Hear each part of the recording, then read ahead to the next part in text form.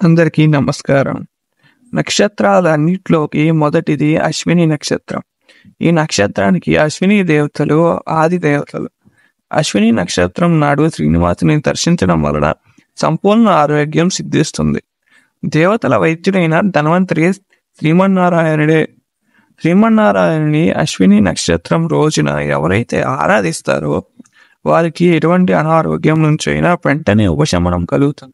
ఆ కథ ఏంటో తెలుసుకునే ముందు మన ఛానల్ని ఎవరైతే ఇంకా సబ్స్క్రైబ్ చేసుకోలేదో దయచేసి సబ్స్క్రైబ్ చేసుకోండి. అలాగే లైక్ చేయండి, మా వీడియోలను షేర్ చేయండి.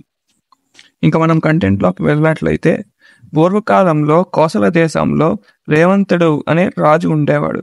రేవంతునికి పూర్వజన్మ కర్మ ఫలితంగా ఒక విచిత్ర రోగం పట్టుకుంది. పగలు ఎంతో చలాకీగా ఉండే రేవంతునికి సూర్యాస్తమయం కాగానే కంటి చూపు మందగిస్తుండేది. చెవులకు ఏమీ వినిపించేది కాదు. తల తిరుగుతున్నట్లుగా ఉండేది. తాను ఎవరో కూడా మర్చిపోయేవాడు. రాత్రంతా నిద్రలేక అంతఃపురం అంతా పిచ్చివాడిలా తిరిగేవాడు. తెల్లవారగానే తిరిగి మామూలు మనిషి అయ్యేవాడు. ఈ వ్యాధి ఏంటో ఎవరికీ అంత చిక్కలేదు. రాజవైద్యులు చెయ్యని చికిత్స లేదు. ఈ వ్యాధి అంతు పట్టగా రాణి ఎంతో దుఃఖించి ఎన్నో దేవతలకు ఎన్నో మొక్కులు మొక్కింది. రాజు తను ఈ వింత వ్యాధి పోగొట్టిన వారికి అర్ధరాజ్యం ఇస్తా అని చాటించాడు. ఎందరో గొప్ప వైద్యులు వచ్చి ఎన్నో రకాల వైద్యం చేసినా ఏమాత్రం ఫలితం లేదు. ఒకరోజు రాజ్యానికి ఒక సాధువు వచ్చాడు.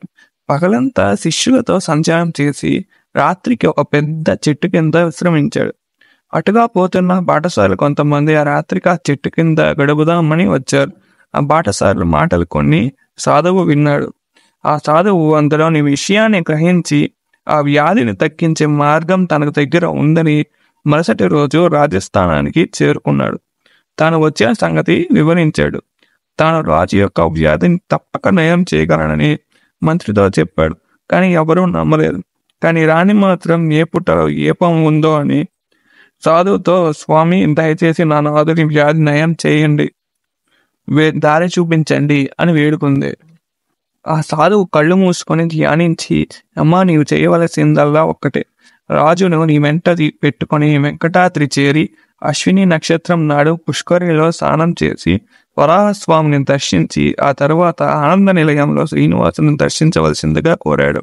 ఆ మరుదినం రాజు పూర్తి ఆరోగ్యవంతుడవుతాడు అని చెప్పాడు.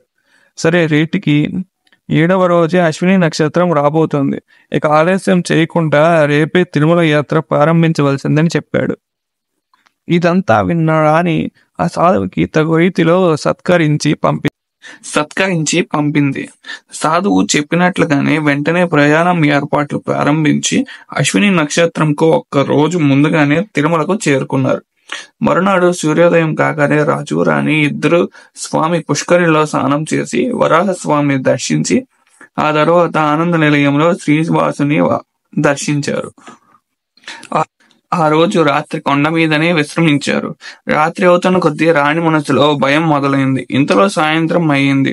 రాజు కులాసాగానే ఉన్నాడు. రాత్రి చీకటి కాసాగింది. రాజులో ఎలాంటి వ్యాధి లక్షణాలు లేవు. రాజు వ్యాధి నయమైందని గ్రహించిన ఆ దంపతుల ఆనందానికి అవధులు లేవు. తెల్లవారగానే ఆ రాజదంపతులు ఇద్దరు ఆలయానికి వెళ్లారు. ఆనంద నిలయంలో చేరినప్పటికీ అక్కడ ఉన్న అర్చకులు ఎంతో కమనీయ స్వరంతో ఆ స్వామికి సుప్రభాత సేవ చేస్తున్నారు. ఆ దంపతులు శ్రీనివాసుని చూసి దర్శించుకొని ఆనందించారు. ఈ విశ్వ తేజస్సు అంతా ఈ పరబ్రహ్మ మూర్తిదే. ఇలా స్వామిని గుణగణాలన్నీ వర్ణించి చేతులు జోడించి స్వామికి నమస్కరిస్తూ నిల్చున్నారు. సుప్రభాత సేవ పూర్తి కాగానే అక్కడున్న అర్చకులతో రాజు యొక్క అనారోగ్యం వృత్తాంతం అంతా వివరించారు. అప్పుడు ఆ అర్చకులు రాజుతో, ఈ శ్రీనివాసుడు భక్తవత్సలుడు, తను నమ్మిన వారికి సర్వం అనుగ్రహించే అమృతామూర్తి. ఆ స్వామిని జీవితాంతం కురిచి మీ జన్మను సార్థకం చేసుకోండి అని చెప్పారు. ఆ రాజు దంపతులు ఇద్దరు, శ్రీనివాస, నీవు భక్త సులభుడు, ఈ సృష్టిలో నిన్ను మించిన దైవం లేదు అని ప్రార్థించి తిరిగి రాజ్యానికి వెళ్లారు. అశ్విని నక్షత్రం నాడు ఎవరైతే స్వామిని దర్శిస్తారో వారికి సంపూర్ణ ఆరోగ్యంతో పాటు ఐశ్వర్యం కూడా కలుగుతుందని శ్రీనివాస మహత్యంలో ఉంది. ఇంకా మన ఛానల్ని ఎవరైతే సబ్స్క్రైబ్ చేసుకోలేదో దయచేసి అందరూ సబ్స్క్రైబ్ చేసుకోండి. ఇంకా లైక్ చేసి వీడియోని షేర్ చేయండి.